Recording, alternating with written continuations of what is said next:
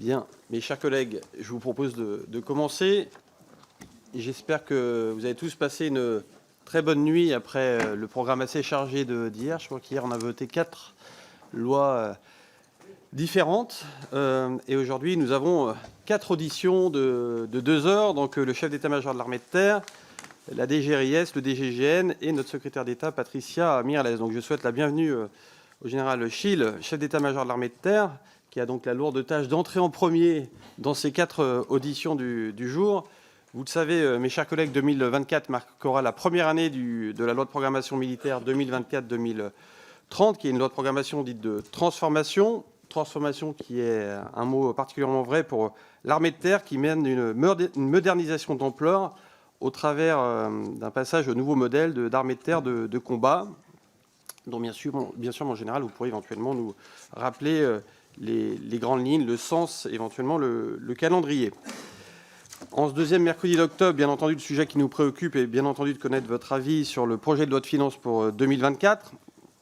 Près de 14 milliards d'euros seront affectés au programme 178 Préparation et emploi des forces, dont près de 2,2 milliards d'euros en crédit de paiement pour l'action Préparation des forces terrestres, soit une hausse de 16% par rapport à la LFI pour 2023.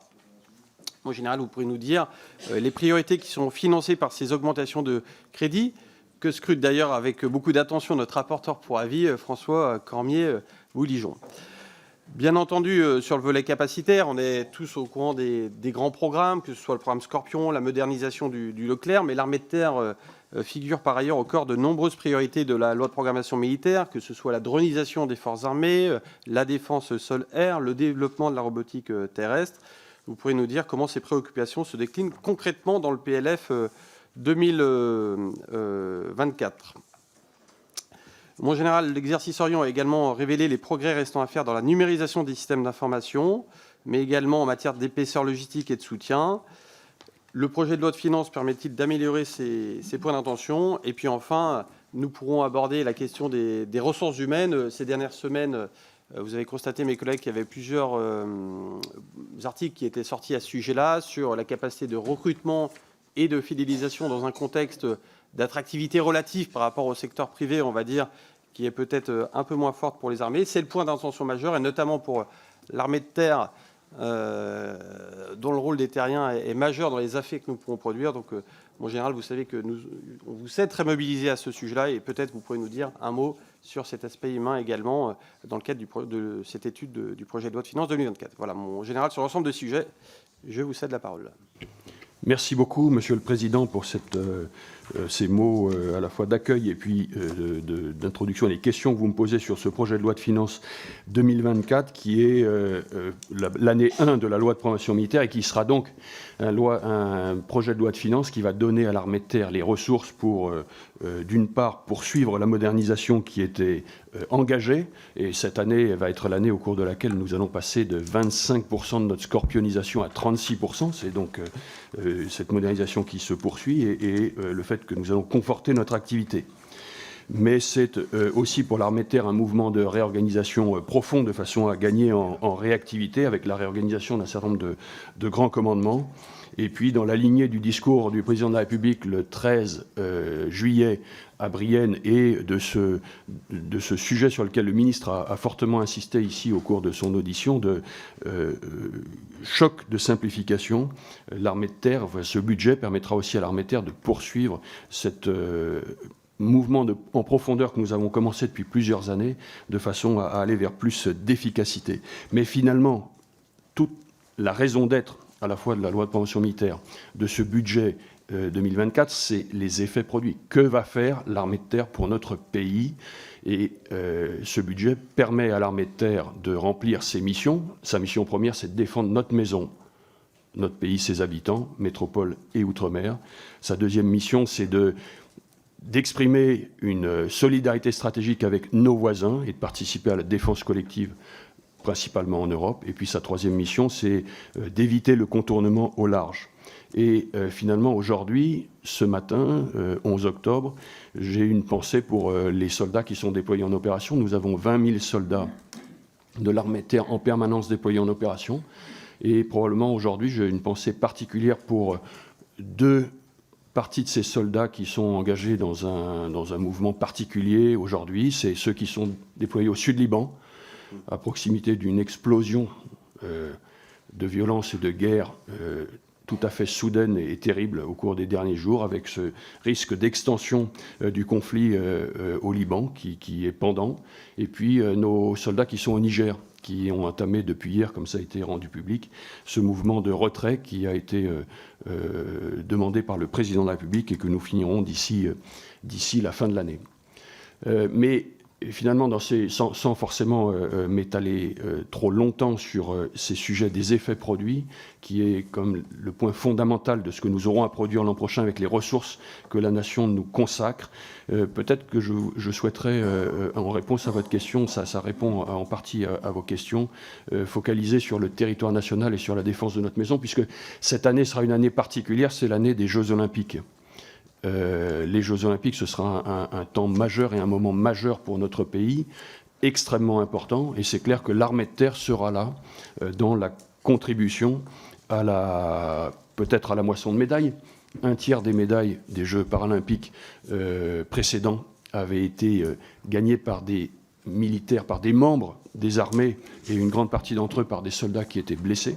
Et je pense qu'on continuera, de même qu'un certain nombre d'athlètes que les armées sponsorisent à travers l'armée des champions et qui contribueront à rapporter des médailles à notre pays.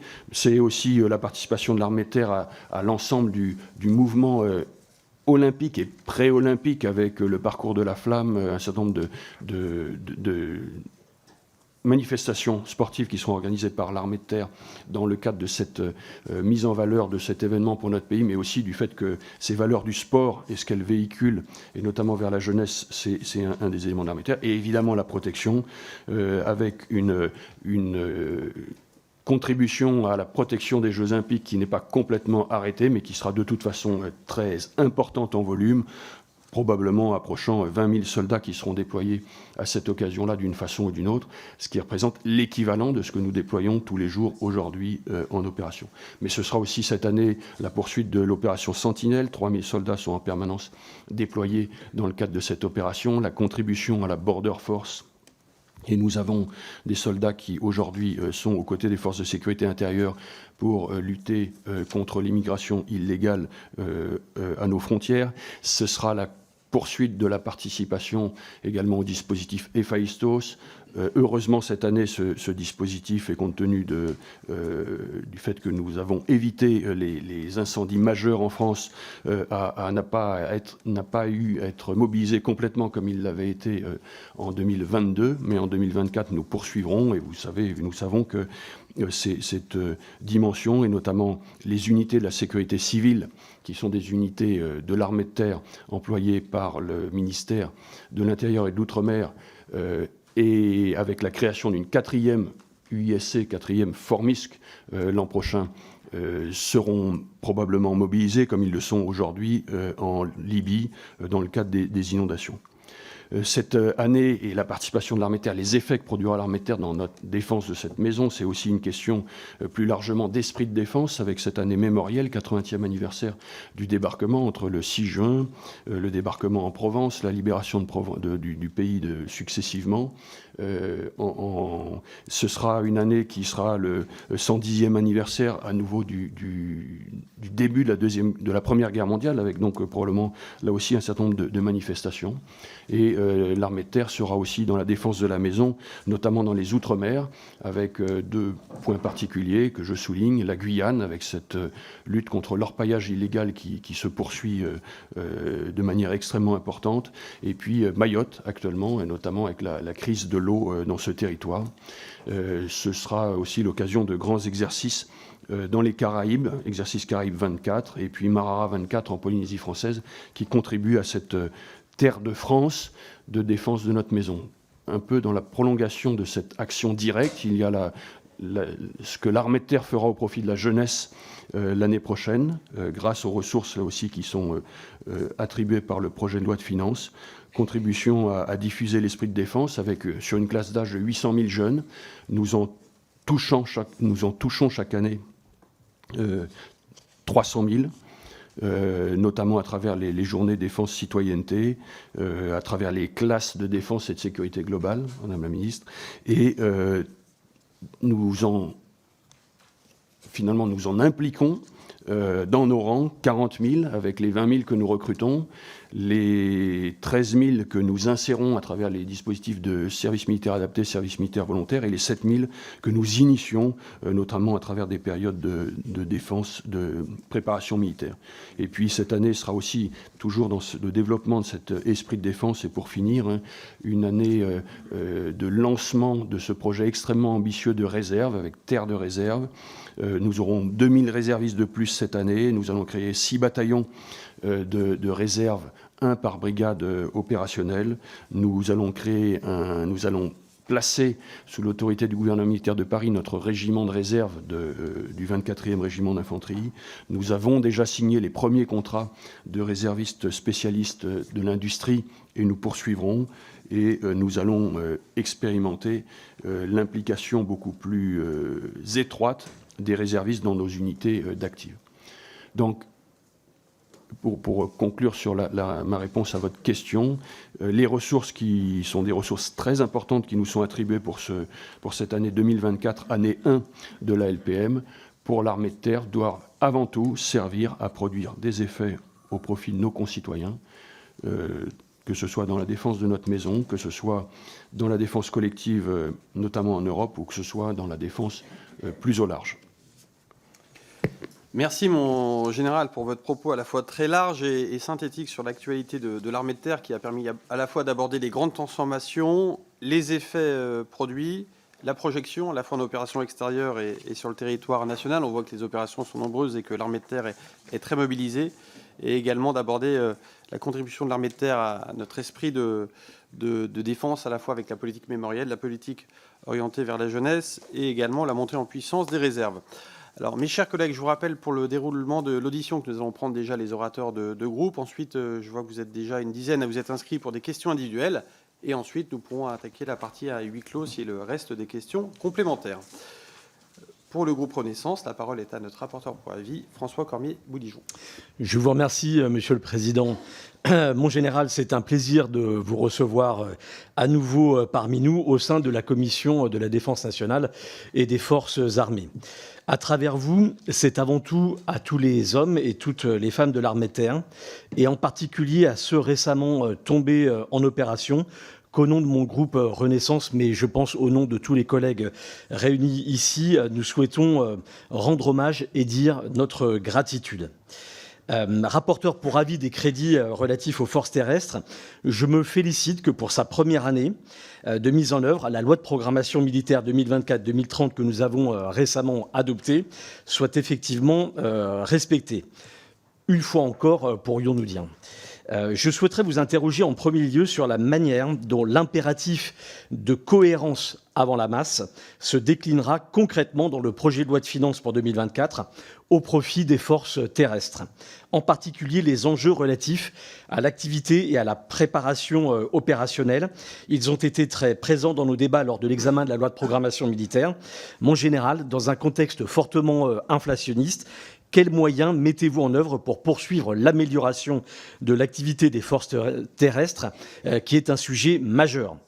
Par ailleurs, alors que la presse s'est faite l'écho de vos inquiétudes relatives à l'atteinte des objectifs de recrutement de l'armée de terre en 2023, s'agissant des militaires du rang principalement, pourriez-vous revenir sur les raisons de ces difficultés et sur les attentes des forces terrestres en la matière pour 2024, tout en les mettant en perspective avec les problématiques liées à la fidélisation de l'ensemble des catégories de personnel, les moyens prévus par le PLF 2024, notamment les mesures de revalorisation indiciaire, vous semblent-elles suffisantes? Les mêmes problématiques sont-elles rencontrées quant au recrutement des réservistes opérationnels, vous venez de nous en toucher 2 mots, et des futurs volontaires du territoire national? Quels sont les objectifs de l'armée de terre en la matière pour 2024? Mon général, j'ai commencé mon propos par une pensée pour les soldats tombés récemment. Je voudrais la conclure en joignant nos pensées aux vôtres pour nos soldats déployés au Liban dans ce contexte terrible d'attaques terroristes contre Israël et les Israéliens que nous soutenons. Je vous remercie.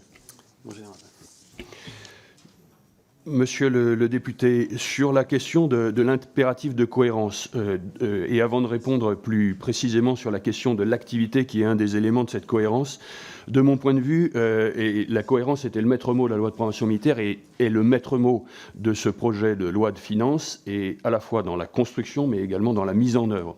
Pour moi, pour l'armée de terre, cette cohérence, en fait, elle revêt 3 dimensions. Elle revêt une dimension verticale qui est qu'une capacité, c'est-à-dire n'est pas uniquement constituée d'équipements, mais c'est bien constitué d'un ensemble vertical qui doit être cohérent de l'équipement, des additionnels, des petits équipements qui vont autour de cet équipement principal, du carburant, des munitions, de l'activité qui a permis d'entraîner les soldats qui le servent de façon à en faire une réelle capacité. Il y a un deuxième, et c'est, je pense, le sens de votre question sur l'activité, je vais revenir. Mais pour moi, il y a une deuxième dimension extrêmement importante de cette cohérence, et je me permets de développer, parce que le ministre avait développé devant vous également cette notion d'importance de la cohérence, qui est plutôt une cohérence latérale, qui est qu'il est important pour que l'armée de terre dans son ensemble soit un outil opérationnel efficace, que l'équilibre entre les différentes capacités soit lui aussi cohérent. Et ça, c'est principalement, pour moi, la question de l'acquisition des capacités de type commandement, soutien et appui, qui, autour des capacités principales de combat qu'on imagine le plus directement quand on regarde l'armée de terre de l'extérieur, forment la cohérence latérale de l'ensemble de l'outil armée de terre. Et puis, il y a probablement une cohérence dans la profondeur qui est la question de comment cette cohérence, à un instant T, arrive à se déformer pour s'adapter à l'émergence de menaces nouvelles. Et c'est toute la question de l'acquisition, et que nous commençons dès ce PLF, des capacités futures qui seront nécessaires, qui sera nécessaire de constituer pour que l'outil, dans sa cohérence instantanée, puisse rester cohérent dans la durée. Un des éléments fondamentaux de la cohérence instantanée verticale est celle de la préparation opérationnelle et de l'activité. Il y a un effort tout particulier mené au cours de ce PLF, des ressources attribuées par le PLF 2024 sur ce sujet, qui va permettre de conforter l'activité, en tout cas le niveau d'activité tel qu'il était atteint jusqu'à présent et en 2023, mais d'en améliorer également la dimension qualitative. Concrètement, en termes de chiffres, l'activité de l'armée de terre est principalement portée par les crédits d'entretien programmé du matériel, qui s'élèveront en 2024 à 1,5 milliard. Et pour l'armée de terre, je rappelle les grandes dimensions, sur ces crédits d'entretien programmé du matériel, 1/3 est consacré à l'activité aérienne, 1/3 est consacré à l'activité des blindés, enfin des véhicules principaux, majeurs, et 1/3 est nécessaire au fonctionnement de l'armée terre à hauteur d'homme, c'est-à-dire du fonctionnement de tous les autres véhicules. Cette dimension, cette troisième dimension, est très importante dans la structuration de l'activité, même si ce n'est pas celle qui est le mesurée le plus directement par les taux d'activité derrière. C'est une dimension sur laquelle j'ai demandé à ce que nous fassions un effort. Et donc, tout ce qui est l'activité au quotidien, y compris des véhicules, les jeeps, les camions, l'ensemble des véhicules, va être conforté l'année prochaine. Et c'est une dimension qui permet la préparation opérationnelle du quotidien.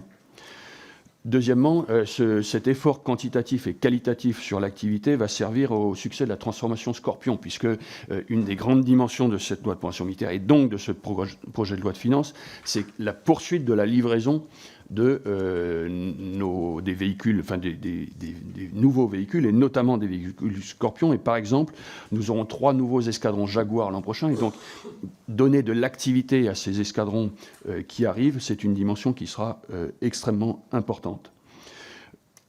Ces crédits, et toujours dans cette dimension à la fois quantitative et qualitative, va nous permettre de participer à un certain nombre d'exercices internationaux qui sont finalement la partie haute de l'entraînement que nous pouvons déployer. Et il y aura notamment plus de 2500 soldats l'an prochain qui participeront à nouveau à des grands exercices multinationaux. Et j'en cite un seul dans une réponse courte, mais qui est Steadfast Defender 24 de l'OTAN, qui va être un exercice de synthèse regroupant énormément de parties prenantes en termes de nation contributrice et puis de dimension de l'exercice qui sera extrêmement important pour nous, mais c'est aussi la préparation d'un exercice majeur plus bilatéral avec les Américains qui s'appellera Warfighter en 2025. Et donc, concrètement, si je me focalise sur la partie augmentation des crédits d'entretien programmé des matériels l'an prochain, qui fait passer ces crédits les crédits du BOPTER de 1,9 milliard à 2,2 milliards. En gros, il y a 3/4 de ces crédits supplémentaires sur les 300 € supplémentaires qui seront 1/4 la couverture de l'inflation et des coûts, l'augmentation des coûts, 1/4 pour la question de l'augmentation de la réactivité de notre armée de terre en augmentant notamment les stocks de pièces, les lots de projection et l'outillage ainsi que les munitions. Ça fait partie de cette cohérence générale. 1/4 qui contribue directement à la cohérence par l'achat de petits équipements de cohérence, de capacité critique, notamment en franchissement, dans notre parc de drones ou dans notre optique et nos transmissions. Et 1/4 qui permettra d'améliorer la cohérence ou de travailler sur la cohérence un peu prospective, consacrée à l'augmentation de notre puissance et notamment le début de la pérennisation, le lancement de la pérennisation des Leclerc. Sur la question du recrutement et de ses difficultés. C'est en fait la question de la ressource humaine de l'armée de terre qui est à la fois son bien le plus précieux, qui par sa quantité, sa qualité, sa structure, l'esprit guerrier général de nos soldats, la formation, le style de commandement, c'est une dimension qui est majeure et primordiale pour la suite. Aujourd'hui, en 2023, nous avons un trou d'air en termes de quantité sur nos militaires du rang principalement, de l'ordre de 2000 en fin d'année. Je garde la tête froide par rapport à cette réalité, dans le sens où nous avons, compte tenu de cette réalité constatée, qui était notamment constatée liée à une difficulté de recrutement, dont je continue à essayer d'analyser si elle est structurelle, ce qui serait lié à la diminution des classes d'âge, peut-être à une évolution finalement de la société et la façon dont les armées doivent s'ajuster à cette évolution ou camper sur leur position en quelque sorte, ou si elle est plus conjoncturelle, peut-être liée à un contre-coup du Covid et de ces classes d'âge qui ont souffert peut-être plus qu'on ne l'imaginait au départ de ces affaires de confinement et de leurs contre-coups, et qui sont celles que nous essayons de recruter aujourd'hui. Donc nous avons lancé un certain nombre de mesures d'adaptation très immédiates, de façon à relancer la machine de recrutement. Et très concrètement, sur le projet de loi de finances 2024, ça se traduira par une évolution des campagnes marketing et des messages qui sont portés. On insiste sur l'aventure. On commence à lancer les premiers éléments de cette campagne. Vous la voyez dans l'espace public aujourd'hui. On va renforcer la chaîne de recrutement. Et ce sera plus 80 postes qui seront abondés en 2024 sur ces jeunes. On va modifier, adapter nos processus de sélection. Notamment, nous avons revu les questions de prérequis santé pour nos soldats. Il ne s'agit pas de diminuer nos objectifs, mais peut-être de les individualiser davantage en fonction des métiers, et puis de peut-être réfléchir à ce que nous avons fait à la notion finalement d'aptitude immédiate, puisque nous formons nos jeunes pendant près d'1 an avant de les envoyer en opération. Peut-être que notamment pour le sujet des dents, et c'était un des sujets qui n'est pas forcément si connu, l'aptitude dentaire est extrêmement importante dans nos armées, parce que c'est évidemment très difficile de pouvoir garantir que, par exemple, si une rage de dents se déclarait en opération, on puisse aller dans les 24 heures chez un dentiste, etc. Et donc on demande que la dentition soit parfaitement soignée. Si nous avons des jeunes qui se présentent au recrutement avec des caries, par exemple, il y a 2 solutions. Soit on leur dit, vous retournez chez un dentiste, vous prenez des rendez-vous, vous vous faites soigner et vous reviendrez nous voir quand vous serez soigné. Soit c'est ce qu'on faisait jusqu'à présent. Et par exemple, là, on a décidé de les engager quand même, dès lors qu'on pouvait estimer qu'ils pourront être soignés dans l'année au sein des armées. Voilà. C'était un exemple particulier. Donc, des leviers mis en œuvre sur le recrutement pour vérifier si nous sommes dans des éléments qui sont conjoncturels ou structurels. Et le deuxième, mais je ne vais pas forcément prendre trop de temps dans ma réponse, mais vous le disiez, en fait, c'est une question de baignoire aussi, cette question des RH. Il y a le robinet d'entrée, recrutement, je vous en ai parlé, petite faiblesse cette année, et il y a la question du robinet de sortie, de la fidélisation. Cette fidélisation, aujourd'hui, il n'y a pas de souci particulier dans l'armée de terre, dans le sens où il n'y a pas eu de dégradation de cette fidélisation. Néanmoins, ça ne nous empêche pas d'avoir à travailler sur cette notion de fidélisation pour l'accroître, surtout compte tenu du développement des nouveaux métiers. Et donc, dès cette année, vous l'avez mentionné, les éléments de rémunération, j'y reviendrai peut-être sur d'autres réponses aux questions, de NPRM, de leur mise en œuvre, de la mise en œuvre des mesures indiciaires bas salaire et également des mesures d'indiciaires pour conserver la notion de l'attractivité de l'escalier social sont des dimensions qui sont permises par le PLF et qui seront extrêmement utiles à ce soutien de la fidélisation dans nos armées. Merci, mon général, pour cette réponse très complète. Pour le groupe Rassemblement National, la parole est à Caroline Colombier. Merci, Président. Général, merci de votre présence qui est toujours très appréciable et appréciée. Je m'associe bien sûr à vos pensées pour nos soldats en opération, particulièrement pour le 515e régiment du train de Brie et le 1er IMAC qui sont bien sûr au sud Liban. Malgré le retrait de l'armée de terre du Sahel, cette dernière aura un rôle crucial dans le monde en crise. Oui, je parlais de ces régiments qui sont bien sûr en Charente, dans mon département. Malgré le retrait de l'armée de terre du Sahel, cette dernière aura un rôle crucial dans le monde en crise qui s'annonce, où la conflictualité s'accroît. C'est pleinement conscient de cet enjeu que le groupe Rassemblement National exprime depuis longtemps son inquiétude concernant le dimensionnement de votre armée, notamment sur les ressources humaines dont vous venez de parler, mais il y aurait quelques précisions. En effet, cette année, l'armée de terre n'a pas atteint sa cible de recrutement avec 2500 effectifs de moins qu'attendu. Certes, bien sûr, d'autres armées occidentales sont confrontées au même déficit de recrutement, mais ce manque de bras ne peut que nous alerter sur la pérennité de nos effectifs pour l'avenir. Cela nous amène surtout à réfléchir sur la résilience de notre nation. En cas de conflit majeur, la question des RH ne se poserait pas dans les mêmes termes. Qu'en serait-il d'une nation dont les combattants n'ont plus ni culture ni valeurs militaires ? Cette culture militaire sur laquelle s'est fondée la France, culture militaire qui aujourd'hui, à l'exception de rares milieux, a disparu, en témoigne une certaine forme de reproduction familiale dans nos armées.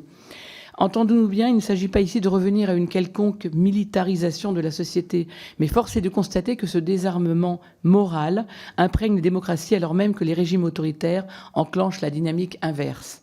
Pour répondre à ces défis, l'armée de terre a engagé une réflexion sur le SNU et la création de volontaires territoriaux nationaux, les VTN, en parallèle du plan sur la réserve. Aussi, général, alors que nous rentrons dans la phase d'exécution de ce plan, pourriez-vous nous préciser comment il va se traduire et quels bénéfices vous attendez ? Pourriez-vous également revenir sur le dispositif des VTN ? Je vous remercie. Mon général, vous avez déjà beaucoup parlé de recrutement et de fidélisation, mais peut-être c'est l'occasion de creuser la partie VTN. Madame la députée, peut-être un rebond. Vous avez, sans que ce soit une question dans votre propos, parlé de la reproduction militaire dans les armées. Un chiffre, à Saint-Cyr, aux académies militaires de Saint-Cyr-Couët-Quidan, le taux de nos élèves à Saint-Cyr, à l'EMIA ou à la MSCC, enfin notre école des aspirants, qui sont de familles militaires, est de entre 15 et 20%. Je considère, enfin, les chiffres que je constate ne sont pas complètement différents d'autres professions et de cette. Néanmoins, vous me posiez la question sur l'esprit de défense d'une manière générale, le SNU et le projet des volontaires du territoire national.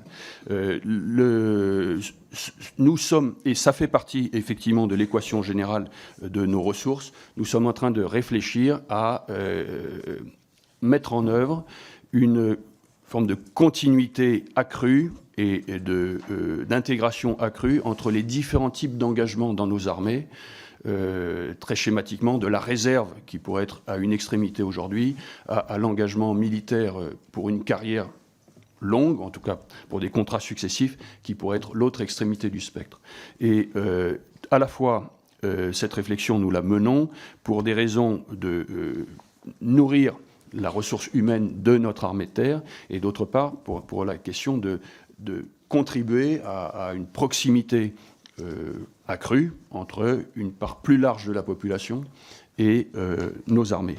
Et la question de ce statut de volontaire, qui serait une forme de syncrétisme ou d'intermédiaire entre un statut de réserviste, c'est-à-dire de militaire à temps partiel, et un statut d'actif, c'est-à-dire un militaire à temps complet, est une question qui est sur la table, et c'est une question sur laquelle nous allons faire des propositions au ministre, de façon à, proposer quelque chose, encore une fois, qui puisse être plus continu, qui puisse offrir plus d'opportunités aux jeunes qui souhaiteraient nous rejoindre, par exemple pour une année de césure ou un temps.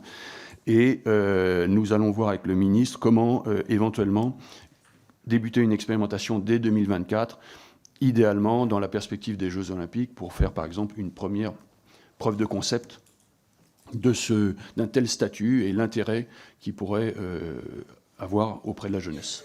De façon à, dans une vision plus large, consolider cette réforme qui va être vraiment une réforme de profondeur de nos réserves et de ce modèle d'armée qui est non seulement l'active, mais qui est l'active augmentée de ses réserves, de ses volontaires, éventuellement, et des réserves dans toutes ses dimensions, y compris civiles, de réserves industrielles qui commencent à être signées pour adapter justement notre réponse aux conflits à venir et contribuer à l'esprit de défense en métropole, mais outre-mer. Et donc sur ce volet réserve, dès l'année prochaine, outre-mer, nous avons l'enjeu de monter en gamme et de monter en nombre de réservistes et d'unités dans ces outre-mer.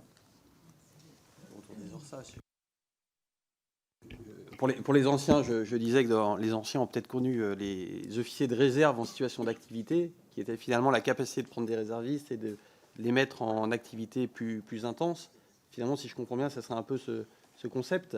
Alors, ce concept, c'est-à-dire finalement des volontaires qui n'avaient pas l'idée initialement de s'engager de manière continue, qui ont la possibilité de transformer l'essai, c'est le cas de le dire en ce moment, de cet engagement de façon à poursuivre leur carrière, mais aussi peut-être d'avoir des jeunes qui, je parlais d'années de césure, qui consacrent un temps à un engagement dans les armées ou dans la défense au sens large, même si ensuite ils ne poursuivent pas dans cet engagement.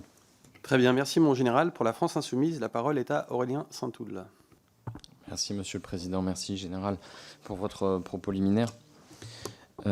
Sur cette question, évidemment, du recrutement, j'allais vous interroger, mais simplement peut-être préciser que vous connaissez notre scepticisme à l'égard de la multiplication des dispositifs et des statuts, et nous ne croyons pas en réalité que nous ne parviendrions à atteindre les objectifs en termes de masse autrement, en contournant l'obstacle et sans faire le choix d'une conscription rénovée. Je voulais commencer par cette parenthèse pour clore, si je puis dire, le cycle sur les questions de RH. J'ai deux questions en réalité. La première porte évidemment sur le MGCS, puisqu'on apprend que, encore une fois, le calendrier est décalé, mais pas qu'un peu, d'environ 10 ans, peut-être plus, ce qui va évidemment représenter une énorme tension sur le parc des Leclerc. Tout semble se produire comme malheureusement nous l'avions indiqué durant le débat sur la loi de programmation militaire, que les deux calendriers industriels français et allemand ne sont pas synchrones et ne tendront pas à se synchroniser, et que évidemment à terme c'est bien l'armée française qui va en pâtir, et la capacité industrielle notamment de Nexter. Donc évidemment j'aimerais vous entendre sur ce sujet. L'IFRI a recommandé par exemple de lancer pour de bon la commande de MBT. Comment vous vous positionnez, comment vous voyez cette proposition? Et puis, ma deuxième question porte sur l'activité intense de l'armée de terre dans le cadre de la mission Aigle en Roumanie. J'aimerais savoir comment elle est financée, est-ce que son financement est pérennisé, parce qu'en réalité, il n'apparaît pas en tant que tel comme une OPEX. Et donc, j'aimerais vous entendre sur ce sujet, s'il vous plaît, Général. Merci, mon général. Sur le MGCS, c'est clairement une question qui revêt un aspect militaire, un aspect industriel, et puis probablement qui rentre dans une question de relations franco-allemandes plus globale. Pour ce qui est de ma responsabilité première, elle est sur le périmètre militaire. Sur ce périmètre militaire, je me suis mis d'accord avec mon homologue allemand, le général Alphonse Meiss, pour écrire et co-signer un document qui exprime le besoin militaire. Et sur ce document, sur cette réalité militaire, nous avons convergé, nous convergeons, nous sommes d'accord sur le besoin militaire. Et lorsque nous avons signé, nous l'avons fait, et je l'ai fait pour ma part avec beaucoup de gravité, parce que je considérais avoir sur les épaules également, finalement, la responsabilité d'exprimer un besoin militaire, non seulement pour l'armée de terre française, pour l'armée de terre allemande, dans le cadre de mon homologue, mais finalement pour les armées de terre européennes, parce que l'enjeu, c'est que ce char, ce système de combat de chars futur, soit le système européen partagé. J'y ai un intérêt opérationnel qui est l'interopérabilité et qui est la question de soutenabilité du système.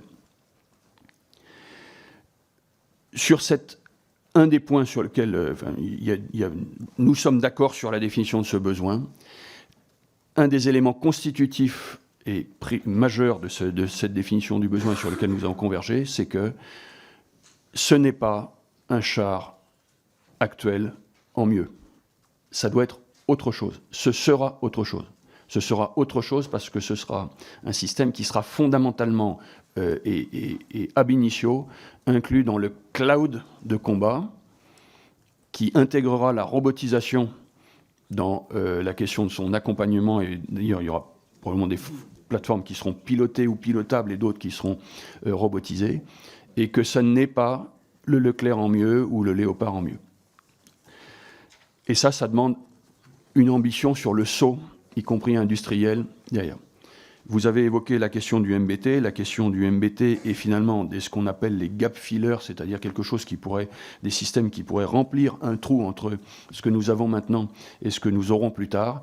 Il faudra voir comment vont se poursuivre les discussions. Mon enjeu, c'est que nous ne rations pas la marche de ce changement de génération, notamment parce que nous consacrerions trop de ressources à quelque chose d'intermédiaire qui nous ferait rater ce changement de pas. Ça, c'est ma responsabilité militaire, opérationnelle, qui s'accompagne du fait qu'en attendant le calendrier du MGCS et ses évolutions, je dois pérenniser ma capacité blindée lourde pour avoir une brigade blindé, projetable, et que donc il y a une question de pérennisation du Leclerc avec un certain nombre d'opérations qui sont lancées, et le projet de loi de finances 2024 permet la livraison d'un certain nombre de 21 premiers Leclerc pérennisés, mais qui aura un point de décision en 2025 pour vraiment calibrer la profondeur de cette modernisation de notre Leclerc pour faire la jonction calendaire avec l'arrivée du MGCS. Sur la partie de l'activité de Aigle, l'activité que nous menons en Roumanie, que nos forces mènent en Roumanie, est une composante à part entière de l'activité de l'armée de terre. Alors, il ne s'agit pas d'envoyer en Roumanie des unités qui ne seraient pas prêtes au combat. Elles doivent être prêtes en combat. Mais sans rentrer dans le détail, nous avons différents standards de préparation opérationnelle. Nous envoyons les unités en Roumanie au standard qui permettrait leur engagement immédiat en opération. Mais j'escompte, et c'était le cas cette année, et j'escompte que ça se poursuive en 2024, que l'activité que ces unités développent en Roumanie, y compris de tir, notamment pour nos lance-roquettes unitaires, pour nos chars, de manœuvres, y compris conjointes avec nos alliés, contribuent à la préparation opérationnelle et rentrent dans l'enveloppe générale de préparation opérationnelle. Il y a derrière des questions de mécanisme de couverture de cette activité au sein des armées, entre des enveloppes qui sont ab initio attribuées à l'armée de terre pour son activité et celles qui lui seront finalement concédé à terminaison par la redistribution des moyens de préparation et d'activité interarmée. Pour 2023, je n'ai pas de souci particulier. Cette activité en Roumanie contribue à l'activité générale de l'armée de terre, et dans les éléments que nous présentons au pape et que je présente ici sur l'activité de 2024, ça inclut l'activité prévisionnelle, que nous réalisons aussi en Roumanie. pense que tout le monde a bien compris de quelle présentation au pape il s'agissait pour qu'il n'y ait pas de mauvaise compréhension. Projet annuel de performance. Voilà. Mes chers collègues, simplement concernant le MGC, je voulais vous informer, pour être sûr que tout le monde ait bien une information, que dans le prolongement de la visite de nos collègues allemands en juin à Évreux, une délégation de la Commission de la Défense, à laquelle nous avons proposé également à nos collègues sénateurs de nous joindre, sera au Bundestag le 6 novembre, que je vous invite chaudement à y participer, puisque notamment nous pourrons aborder la question du MGCS, et pour avoir des discussions de nature politique qui partent de l'expression d'un besoin militaire, nous avons également, nous essayons de monter également une audition commune de nos deux chefs d'état-major des armées de terre, à la fois françaises et allemandes, ce qui pourra permettre de bien fixer dans les idées que l'expression d'un besoin militaire commun existe et que sur cette base, nous pouvons avancer sur politiquement la mise en œuvre de ce projet. Donc voilà, je vous invite à participer à ce déplacement le 6 novembre avec nos collègues sénateurs. Pour le groupe Les Républicains, la parole est à Jean-Louis Thiriot. Merci, Monsieur le Président. Merci, mon général. Je m'associe évidemment au sentiment partagé de la gratitude que nous avons pour nos hommes. Vous avez une très belle expression, défendre notre maison, et qu'il soit sur le territoire national ou qu'il soit en projection, c'est bien notre maison commune qu'ils défendent, et je tenais à le dire. Alors, je souhaiterais vous interroger sur 3 sujets. Vous y avez largement répondu sur le premier. En répondant à la question de mon collègue Saint-Toul, j'ai une réelle inquiétude sur l'avenir de la cavalerie blindée chenillée, eu égard au délai prévisible pour la délivrance du MGCS 2040-2045. Nous avons bien entendu, et c'est assez convaincant de vous entendre, que ce n'est pas un char en mieux, mais que c'est vraiment un nouveau système de combat. La réalité, c'est qu'aujourd'hui, nous avons à peu près 200 Leclerc qui peuvent être soumis à une attrition, qui ont les problèmes de disponibilité opérationnelle qu'on connaît. Donc, effectivement, la solution du gap filer, je n'aime pas les anglicismes, mais je vais le reprendre, peut se poser. Quelle solution on a? Donc il y a la solution EMBT. Est-ce qu'il faut la pousser? Elle est aussi envisagée sur un sujet industriel, c'est-à-dire, puisque ça serait dans le cadre de KNDS, c'est bien un projet déjà franco-allemand. Voilà, si vous souhaitez ajouter éventuellement quelque chose sur le sujet, peut-être à huis clos, tout à fait... enfin, je pense que c'est quand même un sujet de fond. Deuxième question concernant les ressources humaines et la fidélisation. J'ai été très frappé dans le rapport du HCE-CSM et aussi par tous les échanges que je peux avoir avec des officiers supérieurs sur la problématique niveau officier supérieur de commandant à colonel, du fait que la différence de rémunération entre un officier d'un côté et un administrateur de l'État à niveau de responsabilité équivalent n'est évidemment pas en faveur des armées. Le risque, c'est que nous perdions les meilleurs. Donc, quelle est votre réflexion sur ce sujet? Parce que les armes de la France méritent d'avoir toujours les meilleurs. Merci, mon général. Monsieur le député, effectivement, dans le débat sur cette question de les ressources humaines, il y a eu une focalisation particulière sur la population des officiers à travers la publication de ce rapport du Haut Comité d'évaluation de la condition militaire, HCECM.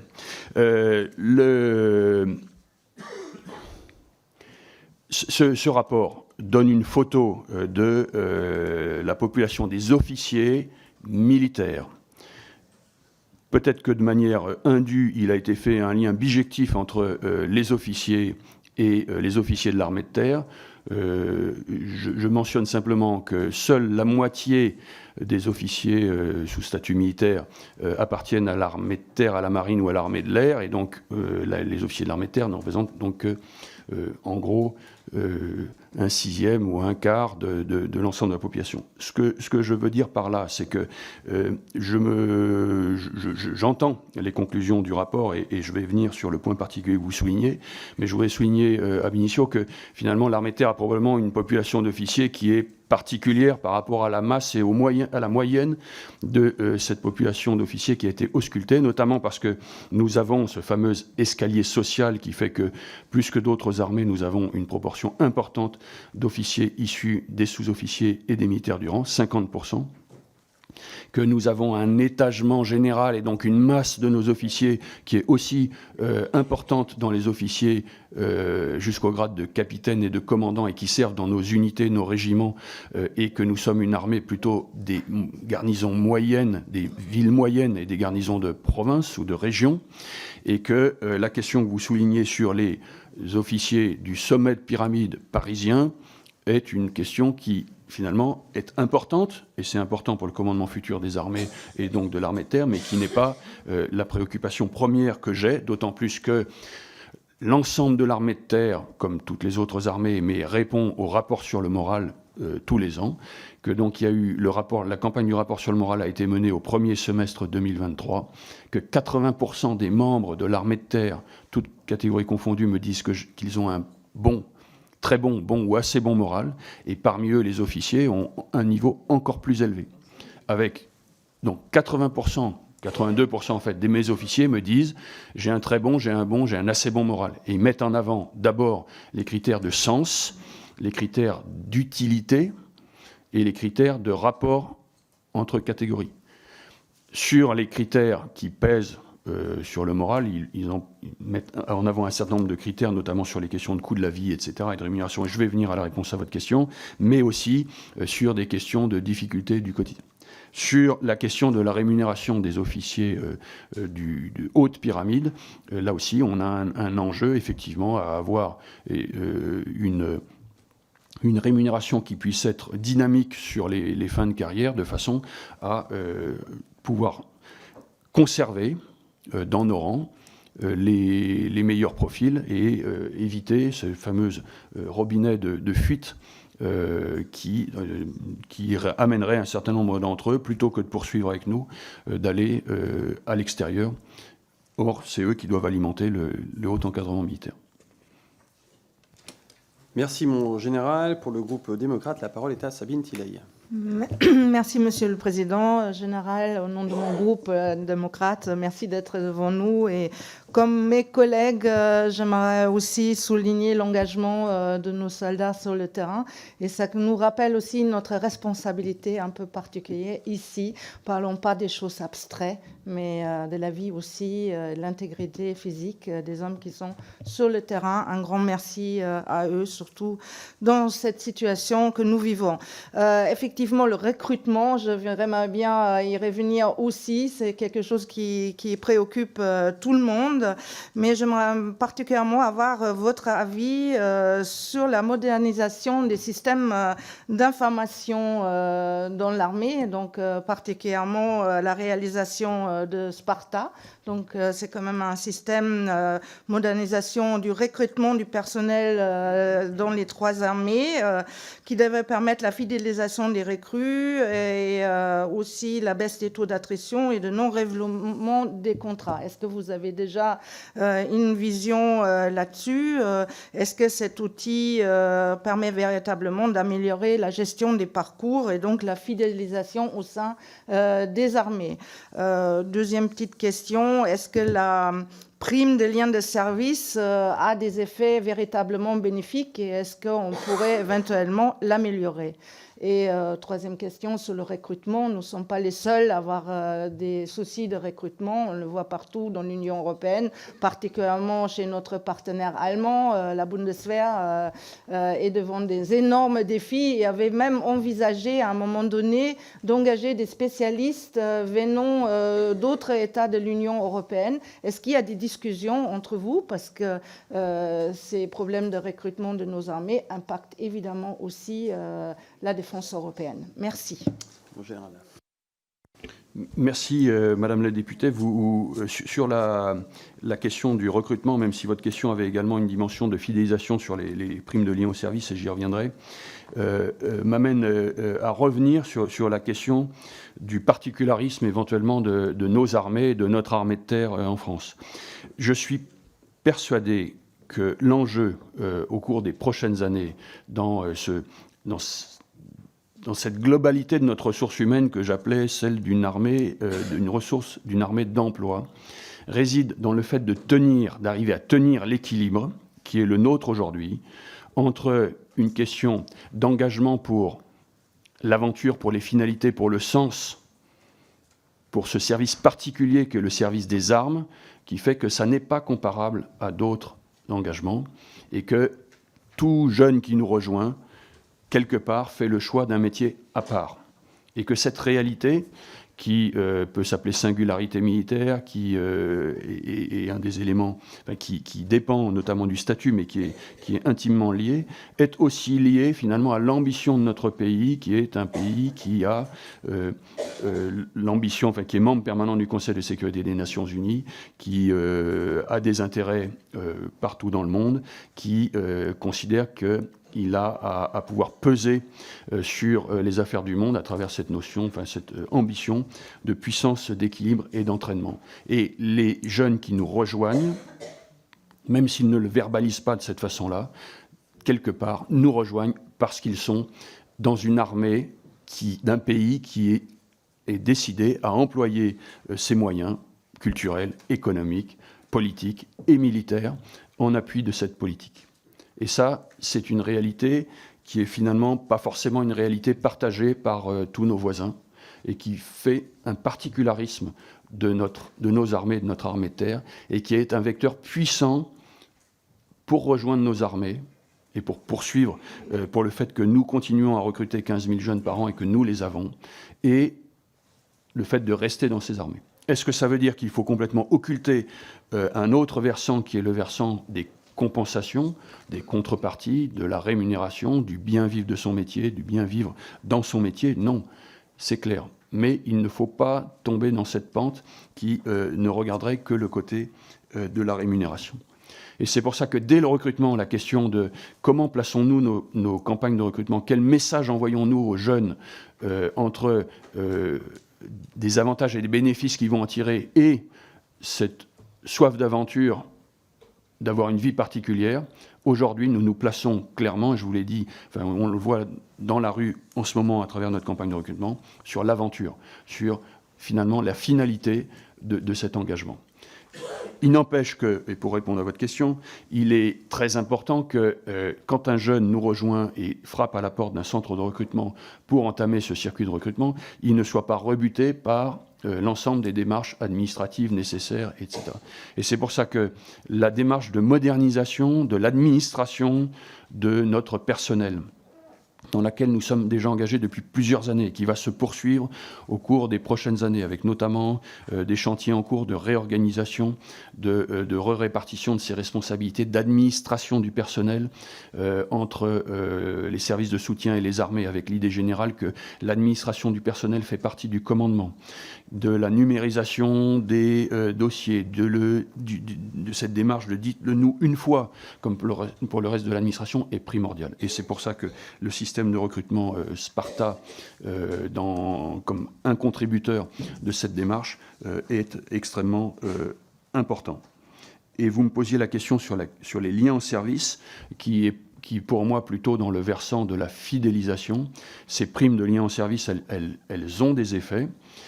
Il est très important que nous puissions finalement les ajuster d'une année sur l'autre en fonction des cibles véritablement visées, de façon à pouvoir faire rendre le maximum de leur effet à ces outils qui sont des outils qui font leurs preuves, notamment sur un certain nombre de jalons. Vous savez que nos jeunes s'engagent en général pour un premier contrat de 5 ans.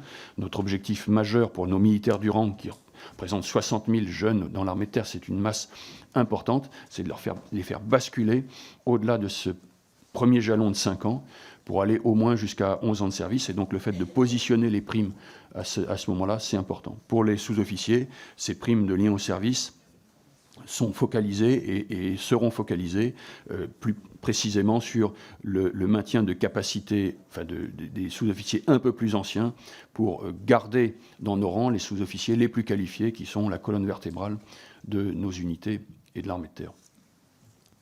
Merci mon général. Pour le groupe socialiste, la parole est à Mélanie Thomas, que je ne vois pas.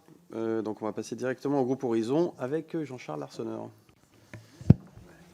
Merci, Monsieur le Président. Monsieur le Président, si vous m'y autorisez, je réserverai mes questions sur l'avenir de chars de bataille, peut-être à la partie donc à huis clos.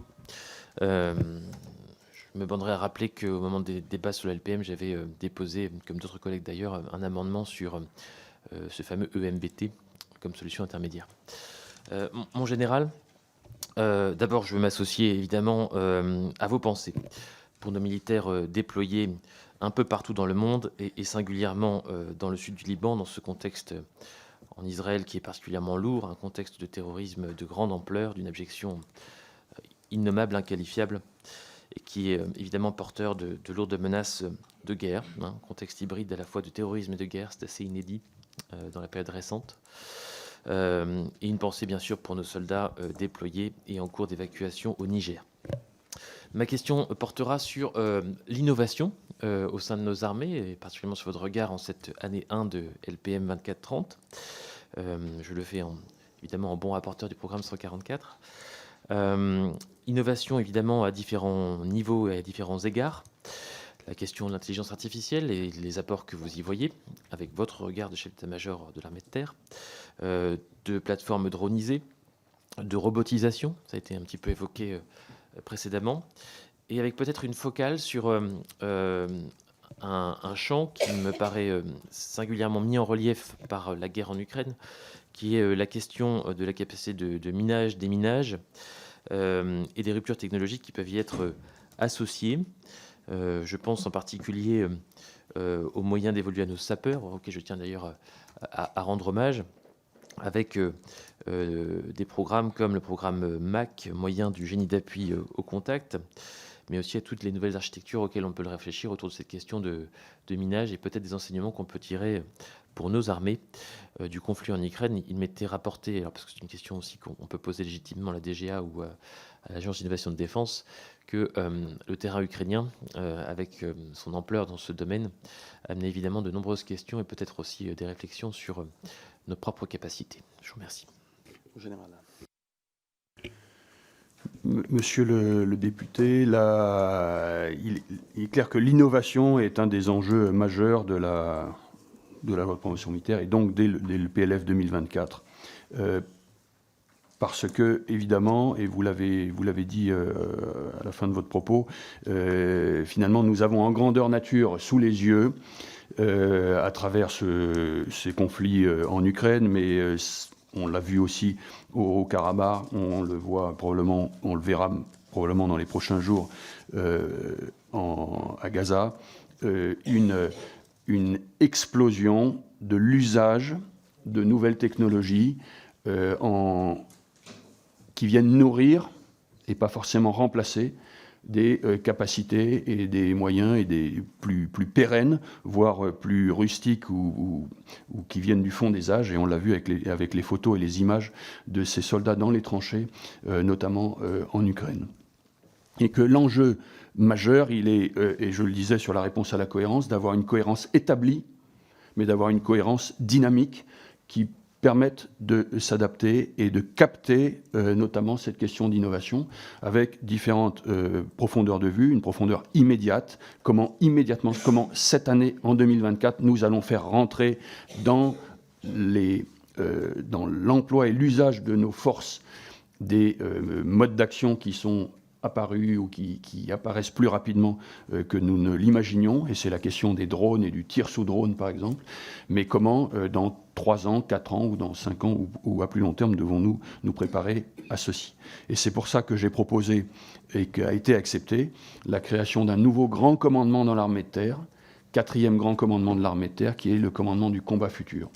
Et c'est pour ça que j'en ai confié le commandement au général Baratz, général qui était le commandant des forces françaises au Sahel jusqu'à cet été, dans cette dimension, non pas de mettre quelqu'un qui était ab initio un technicien, même si le général Baratz a été avant le commandant des forces spéciales terres et qu'on sait combien cet esprit des forces spéciales est un esprit qui avance et qui est consubstantiellement lié à cette notion d'innovation, de trouver des moyens, etc., mais qui est aussi un opérationnel, parce qu'il a commandé les forces françaises au Sahel, et qui va être ce commandant du combat futur, avec un horizon de regarder au loin ce qui se passe, de regarder à moyen terme, et de faire atterrir concrètement dans nos forces ces innovations pour qu'elles servent au combat.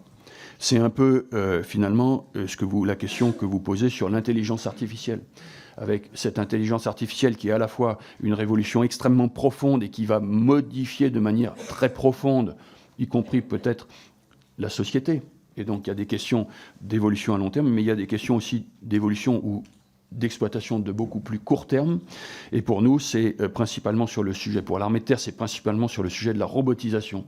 C'est-à-dire que la robotisation qui ne soit pas télécommandée, mais qui soit pilotée par une intelligence artificielle, à la fois dans les drones, mais aussi dans les véhicules terrestres, avec, et c'est ce qu'on constate, une difficulté accrue pour les véhicules terrestres, compte tenu de la réalité du sol, de la dureté de ce sol. Et par exemple, pour robotiser, ça faisait partie de votre question, un engin de déminage, le déminage, c'est probablement un des aspects dans lesquels la robotisation a le plus de raisons d'aboutir et d'avoir une efficacité immédiate, puisque pour lutter contre des engins, contre des robots, alors même si c'est des robots extrêmement simples, dans le sens où on leur écrase la tête, ils explosent, eh bien, avoir des robots en contrepartie, c'est extrêmement utile. C'est la bonne solution.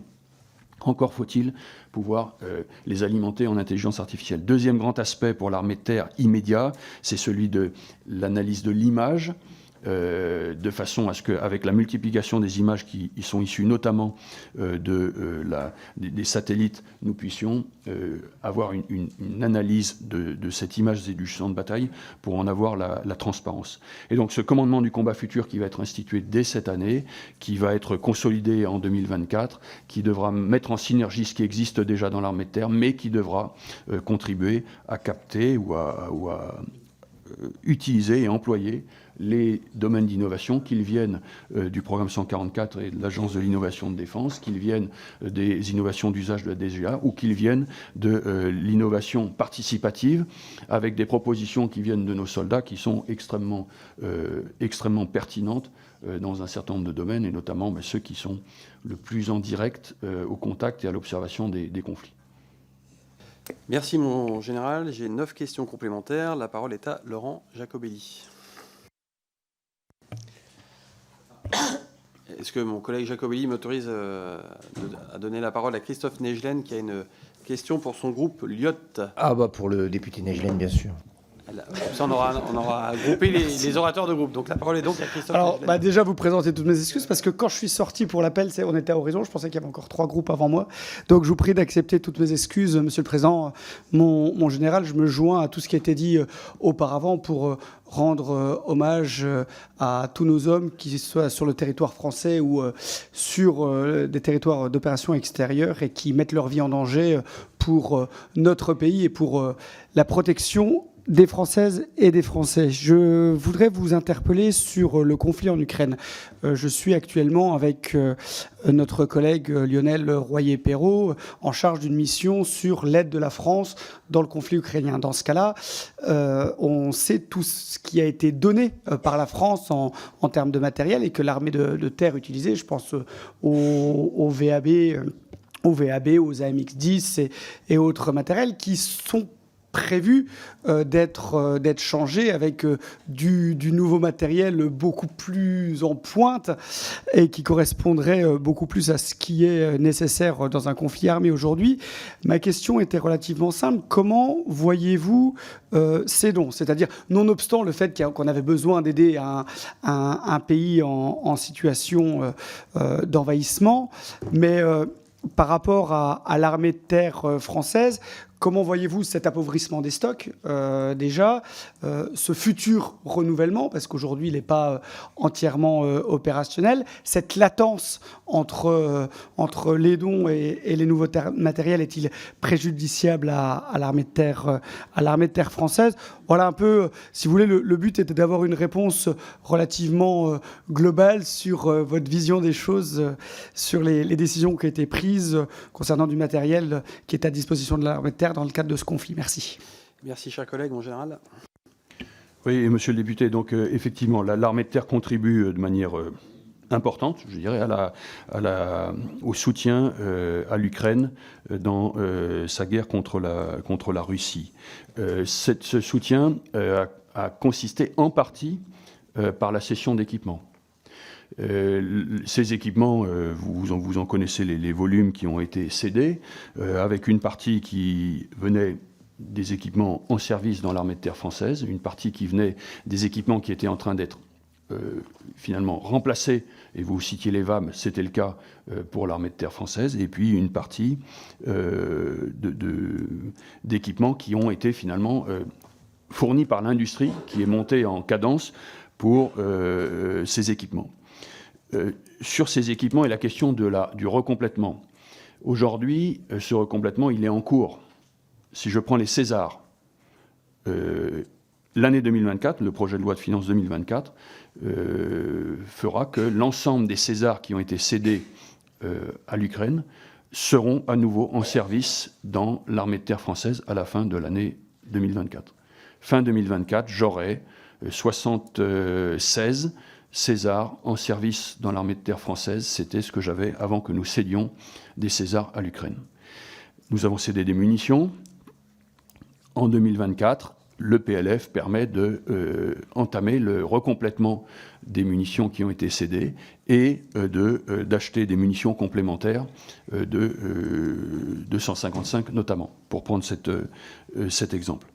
Mais l'aide que nous avons apportée à l'Ukraine et que nous continuons à apporter est aussi une aide qui est celle de la mise en service effectif des équipements que nous cédons, avec une dimension d'entraînement et de préparation de ceux qui servent ces équipements et une dimension d'installation initiée par les armées, relayée par les industriels, du maintien en condition et en ligne de ces équipements. Et c'était l'objet du déplacement du ministre en Ukraine, un des objets du déplacement du ministre en Ukraine il y a maintenant 2 semaines, et il avait été accompagné par le directeur central le DC SIMT, donc le responsable du maintien en condition opérationnelle de l'armée de terre, dans ce déplacement. Et puis une autre dimension de ce soutien que nous apportons, c'est celui de la formation d'unités ukrainienne. Le ministre a donné ces chiffres. À la fin de l'année, 7000 Ukrainiens auront été formés. Une partie prépondérante est formée par l'armée de terre, que ce soit en France ou en Pologne, et nous le poursuivrons. Se posera la question probablement de la pérennité et de la poursuite de cette aide. Sur la seule année 2024, ce sera la question aussi finalement des segments sur lesquels nous pourrions ou nous pouvons concentrer notre aide. Probablement que l'armée de terre française ou les armées françaises ayant notamment déjà apporté un appui important en termes d'artillerie, c'est probablement un espace, un domaine dans lequel nous pourrions continuer à concentrer et la fourniture d'équipements à travers l'industrie, la formation, voire la mise en cohérence de la capacité globale de feu et d'artillerie en entraînant un certain nombre d'alliés et de partenaires en Europe sur ce segment. Merci, mon général. Nous en passons donc aux questions individuelles. La parole est à Laurent Jacobelli. Merci, Monsieur le Président.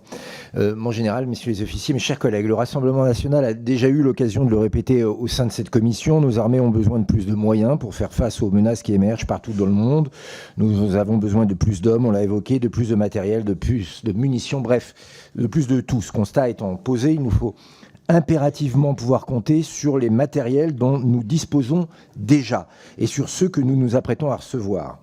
Il nous faut donc les maintenir en conditions opérationnelles et pour cela, il faut que la structure intégrée du maintien en conditions opérationnelles des matériels terrestres, la CIMT, dispose de stocks et de composants nécessaires et sorte d'une logique de flux qui lui a été imposée depuis des années et dont nous voyons bien les limites actuellement.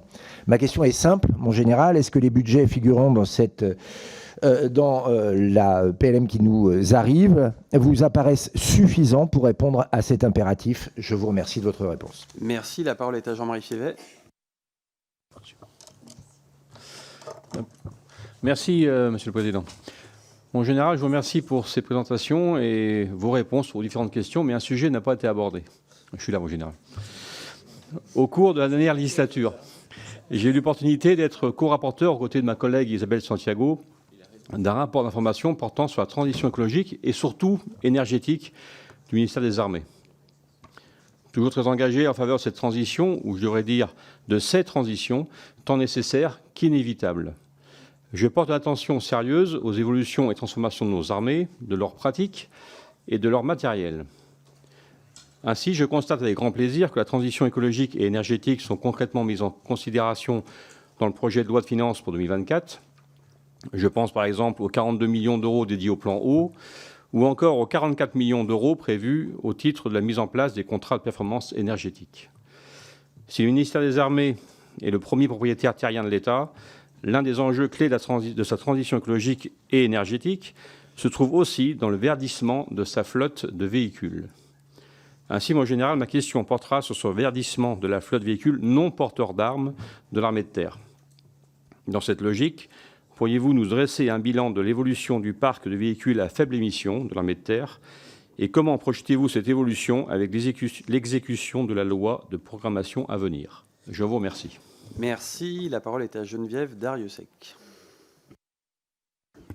Excusez-moi, j'étais distraite. Monsieur le Président, mon général, beaucoup de choses ont été dites sur, bien sûr, les armements, sur la stratégie, sur la fidélisation.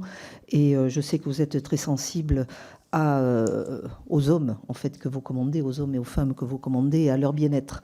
Je voudrais vous poser une question très directe. Il y a eu, dans le plan famille en particulier, une grande campagne de rénovation de l'hébergement. Êtes-vous satisfait de ce qui a été mis en œuvre? Pensez-vous que cela va assez vite? Parce que c'était notamment dans les régiments que beaucoup de chantiers étaient nécessaires. Et au-delà de l'édification ou de la rénovation, il y avait un gros souci dans les régiments. Alors, je suis désolée d'aller dans la technique, mais c'est très important. Ce sont les réseaux. En particulier les réseaux d'eau, les réseaux de chaleur, qui nécessitaient beaucoup d'investissements. Êtes-vous satisfait? Pensez-vous qu'il faut aller plus loin? Pensez-vous que la loi de programmation militaire va assez vite dans ce domaine-là? Parce que je reste persuadée qu'une armée attractive, c'est aussi une armée qui accueille dans de bonnes conditions les jeunes. Et qu'une armée attractive et moderne doit aussi avoir des infrastructures de vie qui soient attractives et modernes, ou des infrastructures de travail également. Donc je pense que c'est un pan qui est un pan très important. Merci, mon général. Merci. La parole est à Valérie Bazin-Malgras. Merci, Monsieur le Président. Général, je m'associe également aux propos que vous avez eus ce matin et je vous remercie. Lors de l'audition du ministre des Armées la semaine dernière, il nous a annoncé une excellente nouvelle, et notamment pour moi, députée de l'Aube, puisqu'elle concerne l'arrivée bientôt à Mailly-le-Camp, au 5e régiment de Dragons, de 3 chars Leclerc rénovés. Donc j'aimerais savoir si ces chars Leclerc font partie des chars qui étaient déjà présents, qui ont été rénovés, ou si c'est une dotation supplémentaire qui arrive au régiment de Dragons. Voilà, je vous remercie, Général. Merci. La parole est à Lionel Royer-Perrault. Oui, merci Monsieur le Président. Mon général, 3 courtes questions. La première sur l'Ukraine. Vous avez notamment parlé de la formation et donc j'aurais voulu savoir quels étaient le nombre exact de militaires qui étaient engagés donc sur la formation des Ukrainiens et combien cela représentait finalement d'heures en RH que vous évaluez à combien aussi au niveau du coût et de l'engagement financier pour nos armées. Deuxième sujet, ça concerne le Liban. Vous avez parlé tout à l'heure de nos personnels 700 qui sont engagés dans l'opération Daman. Donc, je voudrais savoir un peu quelle est votre approche de la situation qui s'est brusquement détériorée, c'est le moins qu'on puisse dire, donc avec le conflit israélo-palestinien. Et puis, troisième sujet, vous avez parlé tout à l'heure de la condition des militaires. Et un des sujets d'attractivité, me semble-t-il, de la condition des militaires, c'est le logement. Et j'aurais voulu savoir quelles étaient les initiatives que vous avez prises et que vous entendez prendre dans ce domaine, sachant qu'il y a, me semble-t-il, une réflexion qui a été menée par un de nos collègues, David Amiel, sur le logement des fonctionnaires. Et je voulais savoir si, précisément, vous étiez associé à cette réflexion. Je vous en remercie. Merci. La parole est à Frédéric Boccaletti. Merci, Monsieur le Président. Mon général, nous avons compris que la loi de programmation militaire souhaite privilégier la cohérence sur la masse. Cependant, malgré une augmentation des crédits à saluer, l'adéquation entre les moyens alloués et les missions confiées reste complexe. Le segment est particulièrement sensible, celui de l'artillerie. avec les cessions de 30 canons César à l'Ukraine, ceux en meilleur état, le décalage des programmes dans le temps actés par la LPM qui impacte le dimensionnement de notre défense surface air et le faible nombre de lance-roquettes unitaires vieillissants, notre artillerie apparaît affaiblie. Pourtant, le conflit russo-ukrainien nous prouve l'importance de ce segment et notamment dans la lutte anti-drone.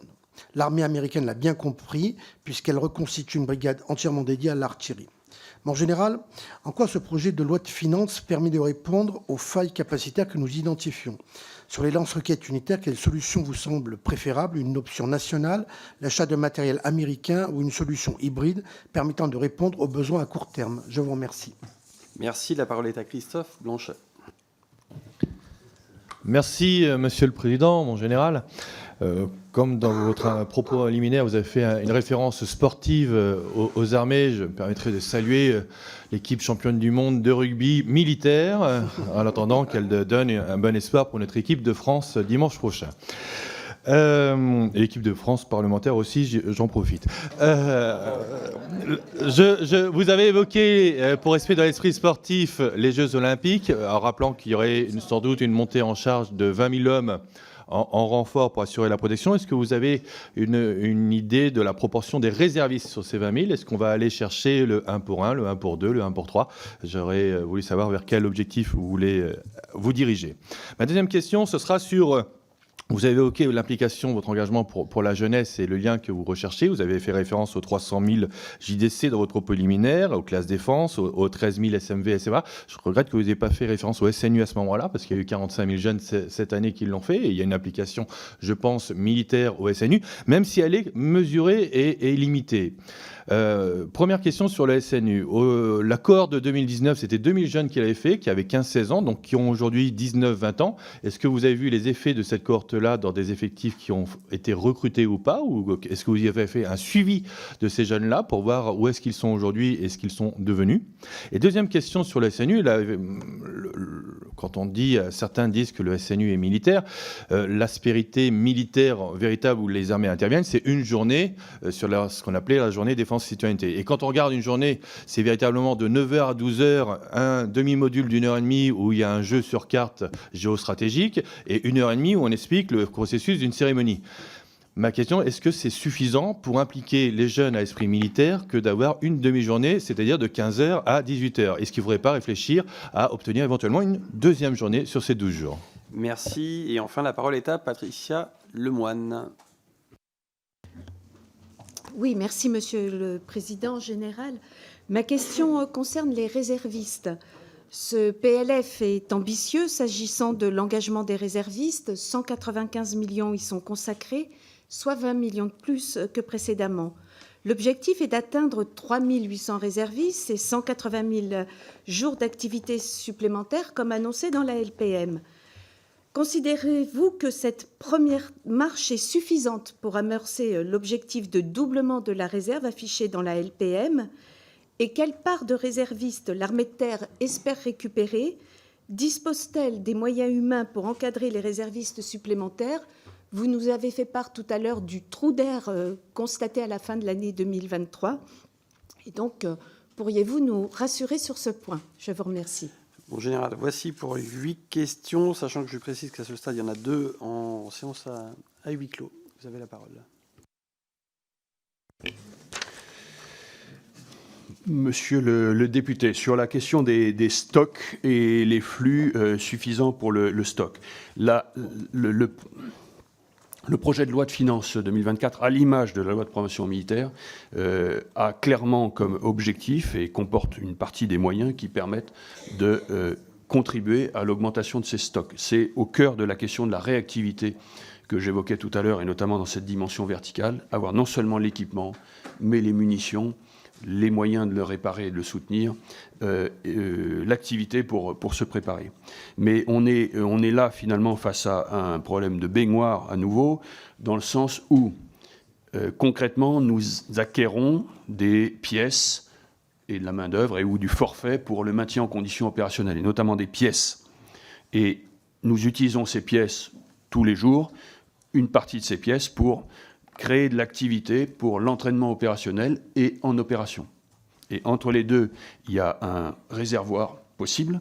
Et effectivement, dans une logique qui était une logique dans laquelle nous étions plutôt inscrits jusqu'à présent, l'enjeu était de réduire ce stock en considérant que l'industrie serait capable, au moment où on aurait à ouvrir davantage le robinet de sortie, de monter leur production pour pouvoir répondre à ce besoin.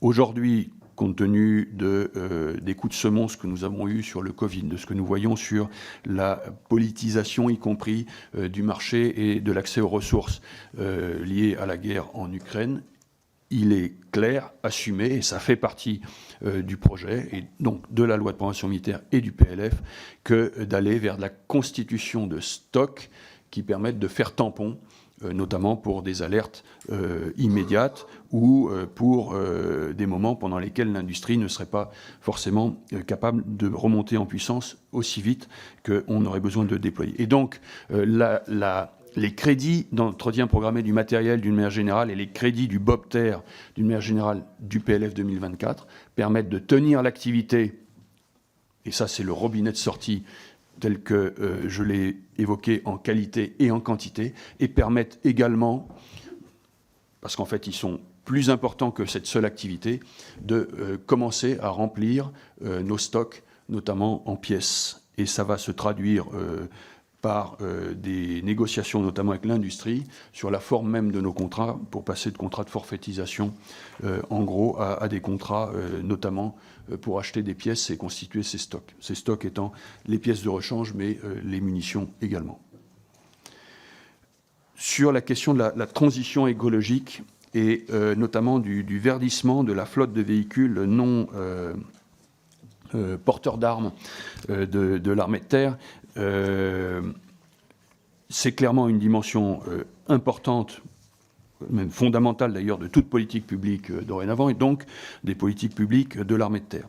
La première, je passe sur les implications, y compris géopolitiques et géostratégiques, des changements climatiques, qui sont des facteurs d'aggravation des situations de crise latente ou de conflit, et donc d'appel d'air pour l'engagement des armées, qui fait que c'est une dimension à laquelle on doit être extrêmement attentif. Je passe sur le fait que cette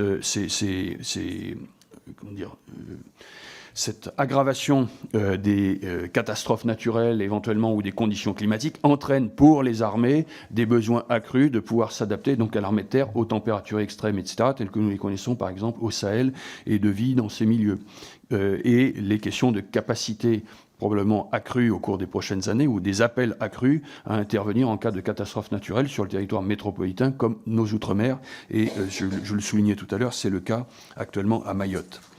Pour venir à la question de nos équipements, plus globalement de la question du verdissement, notamment sur nos équipements, avec pour moi une différence à ce stade entre les questions des véhicules porteurs d'armes, c'est-à-dire de ceux qui font le cœur de l'outil de bataille, dont, à mon avis, cette transition qui sera inéluctable va être progressive, et aujourd'hui elle passe plutôt par la question de l'emploi accru, croissant de carburant, enfin de la part de carburant bio dans nos carburants, etc. Mais nous avons d'ores et déjà un premier Griffon hybride, et ça fait partie des études que nous avons, et ça peut avoir, et ça aura aussi des impacts opérationnels positifs, y compris en termes de discrétion, etc. Des questions de vie courante, pour lesquelles aujourd'hui il me semble que l'urgence est première d'adaptation, mais avec deux volets pour l'armée de terre, comme pour les armées probablement. Le premier volet est à mon avis celui sur lequel il y a les gains les plus rapides à produire, et qui donc fait l'objet d'efforts dans le cadre du PLF, c'est celui finalement de la sobriété énergétique du bâti, et ça rejoint la question de l'infrastructure.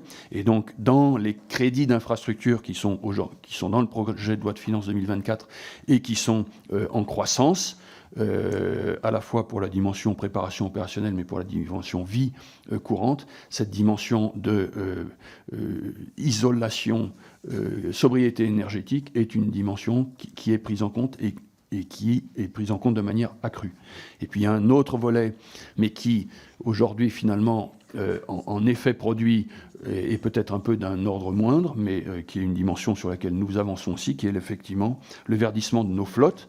Et donc dans les véhicules que nous allons acheter. Alors, il y a une partie des véhicules de service courant qui ne dépendent pas de l'armée de terre, qui sont dans le ministériel, dans des politiques ministérielles ou interarmées, mais il n'empêche que l'armée de terre, et ça fait partie des mesures que nous allons prendre grâce aux ressources du PLF 2024, d'avoir davantage de véhicules pour la vie quotidienne de nos unités et leur entraînement de tous les jours, je vous le disais en parlant de l'activité, eh bien, les achats de véhicules, de ces véhicules, seront orientés, là aussi comme l'ensemble des politiques publiques, vers des véhicules sobres ou hybrides ou électriques, chaque fois que c'est possible. Madame la ministre, du coup, ça me permet de rebondir sur la question de l'hébergement et de l'infrastructure d'une manière générale. Le plan famille et les plans d'amélioration de l'hébergement ministériel qui sont d'ores et déjà à l'œuvre et qui vont se poursuivre, et notamment sur cette année 2024, me donnent satisfaction. La priorité a été donnée dans ces plans d'hébergement à l'hébergement des militaires que nous sommes tenus d'héberger. Or, ces militaires que nous sommes tenus d'héberger, ce sont les jeunes militaires du rang, enfin, ce sont les militaires du rang, et donc ce sont pour l'armée de terre une part importante de ces militaires du rang. Nous avons de l'ordre de 50% des militaires de l'armée de terre qui vivent en quartier, parce que ces jeunes militaires du rang. Et donc, ce plan hébergement et de rénovation a mis l'accent au cours des années passées et continue à le mettre sur l'hébergement de ces populations que nous sommes tenus d'héberger. Il y a maintenant une bascule progressive, et dès 24, et ça sera le cas, et ça me convient aussi, vers l'hébergement des ayants droit, mais je dirais optionnels, notamment tous ces sous-officiers que nous ne sommes pas tenus de loger, mais qui sont des jeunes sous-officiers célibataires et qui continuent à loger dans les quartiers ou dans l'environnement, et de ces célibataires géographiques qui ne sont que la troisième priorité. Mais donc, la bascule de l'effort de l'hébergement de troupes vers l'hébergement d'encadrement qui est à l'œuvre me convient également, et il conviendra de le poursuivre. Enfin, en tout cas, sur le PLF 2024, ça en fait partie. Mais cette question de l'hébergement rebondit peut-être sur la question du logement. J'avais eu une question sur le logement. Condition, Monsieur Royer, oui, sur la condition des militaires logement. L'effort qui a été porté au niveau ministériel et qui commence vraiment, véritablement à produire ses effets en 2024, c'est ce fameux programme CGLOG, qui est un programme extrêmement ambitieux sur de nombreuses années de rationalisation, de rénovation et de construction additionnelle de logements pour les familles, avec une part en particulier dans les garnisons dans lesquelles il y a de la tension sur le coût du logement ou un manque de logement. Et cette politique, elle commence concrètement avec l'opérateur Nové qui a repris en gestion et qui fait que en 2024 sera la première année au cours de laquelle la plupart de ceux qui logent dans ce parc seront dorénavant en contact direct avec Nové, avec des espoirs d'amélioration concrète du service rendu tous les jours, le début des rénovations. Mais cette politique du logement, et qui va avoir ses effets dès 2024, elle est accompagnée notamment, avec une dimension très importante, sur l'application de la nouvelle politique de rémunération des militaires, puisque dans la nouvelle politique de rémunération des militaires, il y a plusieurs primes qui vont avoir un effet incitatif direct à l'accession à la propriété. C'est l'IMGM, c'est-à-dire cette prime qui est versée quand on est muté, qui était au préalable, qui a déjà été mise en place maintenant depuis 2 ans, qui a d'excellents retours dans l'armée de terre, qui était versée sous condition de déménagement effectif et il fallait être locataire, qui dorénavant est versée sans condition et qui donc va avoir un effet mécanique aussi d'accession à la propriété peut-être, de même que l'IGAR, qui est l'indemnité de garnison, qui est une des dimensions primordiales de la mise, une des dimensions majeures du 3e bloc de la nouvelle politique de rémunération des militaires qui va être versée cette année, dont la grande nouveauté est qu'elle sera versée indépendamment de la solution de logement de la famille, c'est-à-dire qu'on soit locataire ou propriétaire, alors qu'au préalable, elle allait plutôt vers les locataires. Et ça aussi, ça va avoir un effet de levier sur l'accession à la propriété. Or, on sait combien l'accession à la propriété est une dimension sociale et familiale extrêmement importante, même si, dans la question de la mobilité géographique et qui est liée à la mobilité fonctionnelle au sein de nos armées, ça a un contre-coup probablement vers une sédentarisation accrue des familles et donc vers un célibat géographique supplémentaire, mais ça fait partie des éléments que nous devons prendre en compte. Sur la question de Mailly-le-Camp, les 3 Leclerc rénovés, 21 Leclerc rénovés arriveront dans les forces cette année. Ce sont 21 Leclerc qui avaient été prélevés sur le parc de nos Leclerc, c'est-à-dire que pendant les prochaines années, de toute façon, sur nos 200 Leclerc, nous en avons en permanence un volet qui est en rénovation. Mais concrètement, à Mailly-le-Camp, je n'ai pas le détail concret dans les parkings, si ce sera de nouveau... mais probablement, les Leclerc leur avaient... on va leur prendre probablement...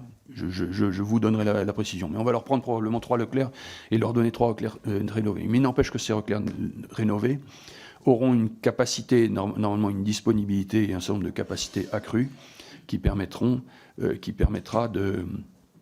un emploi plus important de ces Leclerc. Et à terminaison, le but, c'est de revenir à 200, de revenir avec la totalité de notre parc avec ces véhicules rénovés.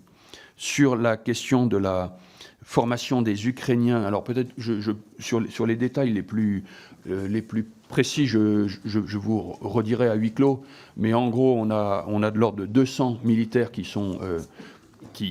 assurent la formation des Ukrainiens en Pologne, et nous avons à peu près ce même ordre de grandeur qui assure la formation des Ukrainiens en France, sous la forme de... Et pour ceux qui sont déployés en Pologne, pour rentrer dans le détail des rémunérations, ils sont en mission opérationnelle et ça rentre donc dans le dispositif général de couverture de ces crédits et de ces coûts dans l'activité d'une manière générale. Sur le Liban, peut-être là aussi je vous répondrai dans la partie à huis clos. L'enjeu est celui de l'explosion ou non, de l'entrée ou non du Hezbollah dans la guerre contre Israël, il y a eu des escarmouches, enfin il y a plus que des escarmouches, il y a eu des tirs du Hezbollah contre Israël au cours des derniers jours, mais dont on estime à ce stade que c'est plutôt une forme de signalement qu'une véritable entrée en guerre, mais ce pauvre pays du Liban, qui est dans une situation très difficile, je pense, est suspendu à cette question de l'extension du conflit avec l'entrée ou non du Hezbollah dans la guerre. Sur l'artillerie, d'une manière générale, affaiblie, c'est clair que la question de l'artillerie et des feux est une dimension extrêmement importante de la cohérence générale de notre armée de terre que j'évoquais. Nous avons cédé un certain nombre de pièces d'artillerie et de munitions à l'Ukraine. Ces pièces seront récomplétées au cours de l'année 2024. Les premières pièces que nous avons cédées arriveront avant la fin de l'année 2023. Donc concrètement, avant la fin de l'année 2023, j'aurai reçu au moins le premier canon de remplacement des canons César que nous avions cédés. Et en fait, il y en aura plus qu'un. On escompte même jusqu'à 6. Nexter produisant 6 canons par mois. Sur cette production, avant la fin de l'année 2024, il nous aura restitué l'ensemble des canons l'industrie nous aura restitué l'ensemble des canons. Nous aurons acheté l'ensemble des canons que nous avons cédés. Et pour les munitions, il y a un peu le même mouvement. Il n'empêche qu'il est important de renforcer cette capacité de feu dans la profondeur, et c'est pour ça que dès 2024, dans la réorganisation de l'armée de terre, je ne me suis pas étendu sur ce sujet-là, nous allons créer une brigade d'artillerie qui aura, sans avoir de régiment supplémentaire à ce stade, mais qui assurera le commandement des régiments qui sont aujourd'hui des régiments placés directement sous les ordres des divisions, sans rentrer dans le détail excessif. Cette brigade prendra place au sein d'un commandement qui s'appellera le commandement des appuis et du renseignement dans la profondeur, dont le but est de monter en gamme sur ce qu'on appelle le ciblage tactique, le kill web, désolé pour l'anglicisme, c'est-à-dire cette capacité à acquérir des objectifs et ensuite à les traiter, notamment par les feux. Et donc, dans ce commandement des appuis dans la profondeur, nous allons regrouper nos capacités de renseignement, la brigade du renseignement, nos capacités hélicoptères, la brigade d'aérocombat et cette brigade d'artillerie. Les régiments d'infanterie vont voir la recréation en leur sein d'une brigade, enfin d'une batterie de mortiers qui devra globalement sur l'ensemble de l'armée de terre renforcer cette capacité de feu. Et enfin, sur la dernière question que vous posiez, c'est-à-dire le successeur du LRU, entre une solution souveraine et une solution achetée sur étagère à l'étranger, les industriels nous doivent des réponses au cours de l'année 2024. C'est sur la base de ces réponses que nous aurons à faire un choix. Mon choix idéal serait très vite souverain. Parce que l'idéal, la souveraineté est très importante dans ce domaine-là, dans le sens où les munitions que nous mettons sur ces lanceurs, c'est ça qui fait l'intelligence du système et ce n'est pas le lanceur qui fait l'intelligence du système. Et ces munitions qui sont destinées à pouvoir aller frapper dans la profondeur, soit dans la profondeur de l'armée de terre, c'est-à-dire jusqu'à 120-150 km, ce qui est la responsabilité du corps d'armée, voire dans la profondeur du niveau supérieur, c'est-à-dire de l'interarmée ou du stratégique, c'est-à-dire aller à 500 et plus, elles sont extrêmement dépendantes des techniques de guidage et du contrôle souverain, enfin national, sur ces capacités de guidage. Et on voit, c'est public, combien en Ukraine, des pays qui fournissent, les Américains mais d'autres, autorisent ou non les Ukrainiens à utiliser leurs munitions à telle et telle distance et face à tel et tel objectif. Donc la souveraineté est très importante. Maintenant, cette souveraineté, l'idéal serait une solution industrielle qui allie souveraineté et rapidité, sachant que nous travaillons aussi à la pérennisation ou à l'allongement de la durée de vie pour le temps qu'il faudra de nos LRU et surtout des munitions que nous avons dessus. Sur la question de l'esprit sportif et des Jeux Olympiques, le nombre de réservistes qui seront mobilisés, je vous disais, nous aurons, c'est un chiffre à la grande maille à ce stade parce que le travail est en cours, peut-être jusqu'à une vingtaine de milliers de soldats de l'armée de terre qui seront mobilisés dans le cadre des Jeux Olympiques. En plus de ceux qui sont déployés en opération, qui continueront à être déployés pour Sentinelle par ailleurs, etc. On sera au bas mot dans la tranche des 30, 35 000, 40 000 soldats de l'armée de terre qui seront déployés.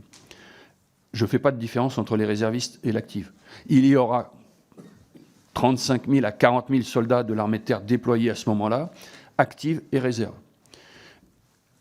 Est-ce qu'on emploiera plutôt les réservistes sur le cœur de l'environnement des Jeux Olympiques ou sur d'autres missions? C'est un équilibre qu'il faudra qu'on établisse finalement quasiment unité par unité en fonction des unités qui sont déployées. Mais c'est clair que tous les réservistes, et ils le savent, de l'armée de terre sont appelés à se rendre disponibles cet été pour être dans les rangs de l'armée de terre et remplir les missions qui seront les nôtres au cours de l'été, principalement dans l'environnement des Jeux Olympiques. Mais je parlais tout à l'heure du 81e anniversaire, la libération de Paris, l'anniversaire du débarquement de Provence, c'est le 15 août, c'est exactement au moment de l'ouverture des Jeux paralympiques, etc. Et donc il y aura, entre le D-Day et l'ensemble des activités mémorielles, un engagement sur le territoire national extrêmement important à ce moment-là.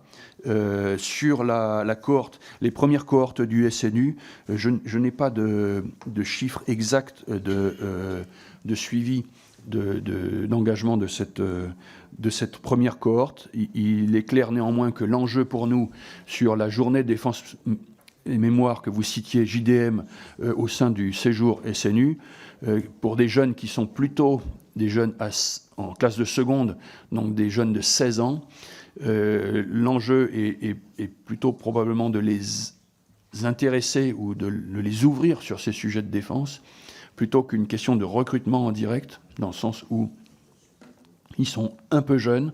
Et donc pour nous, les armées, on aura comme enjeu, pour ceux d'entre eux qui lèvent le doigt à cette occasion-là en disant « je suis éventuellement intéressé par un engagement dans la défense, dans la sécurité », de garder une forme de lien et de nourrir leur réflexion au cours des différentes années jusqu'à ce qu'ils aillent vers soit un engagement d'une phase 2 de SNU post-18 ans, soit s'engager dans les armées ou avoir une expérience supplémentaire dans les armées.